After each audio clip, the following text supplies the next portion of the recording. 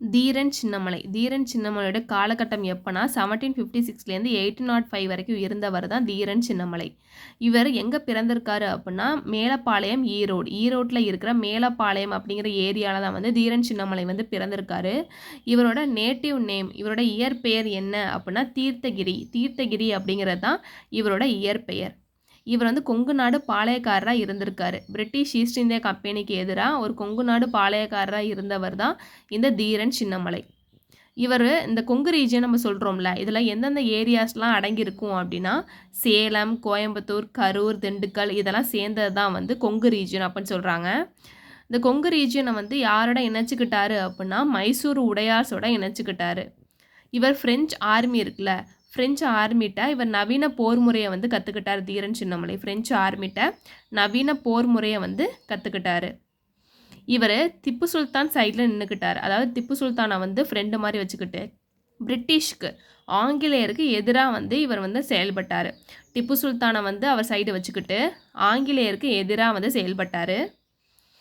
அதே மாதிரி திப்பு சுல்தான் இறந்ததுக்கப்புறம் இவர் வந்து கோட்டை கட்டலாம் அப்படின்னு சொல்லிட்டு முடிவு பண்ணுறாரு. ஒரு ஃபோர்ட் கட்டலாம், ஒரு கோட்டை கட்டலான்னு சொல்லிட்டு. எந்த இடத்துல அவர் வந்து கோட்டை கட்டினார் அப்படின்னா ஓடாநிலை அப்படிங்கிற இடத்துல தான் வந்து கோட்டை கட்டியிருக்காரு. எந்த இடத்துல கோட்டை கட்டியிருக்காரு? ஓடாநிலை அப்படிங்கிற இடத்துல தான் கோட்டை கட்டியிருக்காரு. திப்பு சுல்தான் இறந்ததுக்கப்புறம் ஒரு ஃபோர்ட் கட்டியிருக்காரு. அது எதுக்கு? பிரிட்டிஷ் ஆங்கிலேயரை வந்து எதிர்த்து போராடணும் அப்படின்னு சொல்லிட்டு இந்த ஃபோர்ட் வந்து கட்டியிருக்காரு, இந்த கோட்டையை கட்டியிருக்காரு. தீரன் சின்னமலை வந்து கோயம்புத்தூரில் 1800 வந்து பிரிட்டிஷை வந்து அட்டாக் பண்ணுறதுக்கு யார்கிட்ட ஹெல்ப் கேட்டார்? கோயம்புத்தூரில் 1800களில் 1800களில் பிரிட்டிஷை வந்து அட்டாக் பண்ணுறதுக்கு, அவங்கள வந்து வீழ்த்தணும்னு சொல்லிட்டு யார்கிட்ட வந்து ஹெல்ப் கேட்டார் அப்படின்னா மராத்தியர்கள் இருக்காங்கள்ல அவங்கள்ட்டையும், மருது பிரதர்ஸ், மருது சகோதரர்கள் அப்படின்னு சொல்லுவோம்ல அவங்கள்ட்டையும் வந்து ஹெல்ப் கேட்டிருக்காரு. எப்போ? கோயம்புத்தூரில் 1800 பிரிட்டிஷை அட்டாக் பண்ணுறதுக்காக. அதுவும் இல்லாமல் இவர் வந்து கொரில்லா வார்ஃபேர் அப்படின்னு சொல்லுவாங்கள்ல, கொரில்லா போர் முறைன்னு சொல்லுவாங்களா, அதை கையாண்டிருக்காரு. எந்தெந்த போர்லலாம் அதை யூஸ் பண்ணியிருக்காரு அப்படின்னா காவேரி போர், ஓடாநிலை போர், அரச்சலூர் போர், இது மூணுத்துலேயுமே வந்து அவர் வந்து இதை யூஸ் பண்ணியிருக்காரு, கொரில்லா வார்ஃபேரை. இதில் இன்னொன்று எக்ஸ்ட்ரா இன்ஃபர்மேஷன் என்னென்னா காவேரி போர் எப்போ நடந்திருக்கு அப்படின்னா 1801 நடந்திருக்கு. இதே ஓடாநிலை போர் எப்போ நடந்திருக்கு அப்படின்னா 1802 நடந்திருக்கு. அரச்சலூர் போர் எப்போ நடந்துச்சு அப்படின்னா 1802 நடந்திருக்கு. இது நீங்கள் ஷார்ட்டாக எப்படி ஞாபகம் வச்சுக்கலாம்னா KOA அப்படின்னு சொல்லிட்டு 124 அப்படின்னு ஞாபகம் வச்சுக்கலாம். கேனா 1801, ஓனா ஓடாநிலை போர் 1802, அரச்சலூர் போர்னா 1804. ஸோ இந்த மாதிரி ஷார்ட்டாகவும் வச்சுக்கலாம். ஏன்னா இதுவுமே எக்ஸாம்பிள் கேட்பாங்க, என்னென்ன போர் எப்போ நடந்துச்சு அப்படின்னு சொல்லிட்டு, அதுக்காகவும் இந்த ஷார்ட் கிடச்சிக்கலாம். அதே மாதிரி இவருக்கு வந்து ஒருத்தர் வந்து இவரை பிட்ரே பண்ணிடுவார், அவரை வந்து முதுகில் குத்திடுவார். யாருன்னா இவரோட சமையல்காரராக இருந்தவர் தான் நல்லப்பனுங்கிறவர். இவர் என்ன பண்ணிடுவார்னா இவர் ஒரு இடத்துல மறைஞ்சிருப்பார், அதை வந்து பிரிட்டிஷ்ட சொல்லிடுவார். ஒரு துரோகம் பண்ணுற விதமாக பிரிட்டிஷ்ட இவர் இங்கே தான் இருக்காருன்னு சொல்லி காட்டி கொடுத்துருவார். யாருன்னா நல்லப்பன் அப்படிங்கிறவர் தான் காட்டி கொடுத்துருவார். ஸோ இது ஒரு ரொம்ப துயரமான சம்பவம் இருக்குது. அதே மாதிரி எப்போ இவர் தூக்கில் போட்டிருப்பாங்க அப்படின்னா 1805 31 ஜூலை அப்போ தான் வந்து தூக்கில் போட்டிருப்பாங்க.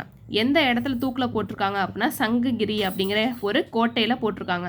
சங்ககிரி அப்படிங்கிற ஒரு கோட்டையில் அவர் தூக்கில் போட்டிருக்காங்க. இதில் என்னென்னா ஒரு ரைமிங்காக வரும் பாருங்கள். இவரோட இயற்பெயர் வந்து தீர்த்தகிரி, ஆனால் அவர் தூக்கில் போட்டது சங்ககிரி. ஸோ இதை கூட நீங்கள் வந்து ஞாபகம் வச்சுக்கலாம். அதே மாதிரி இன்னொரு இதில் வந்து ஒரு இம்பார்ட்டண்டான ஒரு சம்பவமும் நடந்திருக்கும், அதையும் நான் என்னென்னு சொல்கிறேன். திப்பு சுல்தானோட திவானா இருந்தவர் தான் யாருன்னா முகமது அலி அப்படிங்கிறவர். திப்புவோட திவானா இருந்தவர் தான் முகமது அலி. இவர் என்ன பண்ணியிருப்பார்னா அந்த கொங்கு நாடு, அந்த கொங்கு ரீஜியன் இருக்குல்ல, அங்கே வந்து வரி கலெக்ட் பண்ணுறதுக்கு வந்து இவர் தான் போவார். அப்படி ஒரு டைம் வந்து அந்த அவர் இந்த கொங்கு ரீஜியனுக்கு போகிறப்ப இந்த சின்னமலை இருக்கார்ல, அவர் என்ன பண்ணிடுவார்னா அவர் பிடிச்சி அவரோட வரியெல்லாம் வந்து எடுத்துருவாராம்.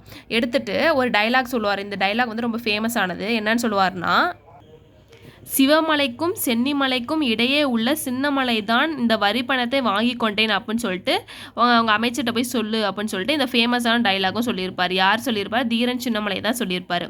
அது இவருடைய இயற்பெயர் வந்து தீர்த்தகிரின்னு தானே சொன்னோம். ஏன் இவர் தீரன் சின்னமலைன்னு சொன்னாங்கன்னா இந்த டைலாக் அப்புறம் தான் சிவமலைக்கும் சென்னிமலைக்கும் இடையே உள்ள சின்னமலை அப்படின்னு சொல்லிட்டு தான் சொல்லியிருக்காரு.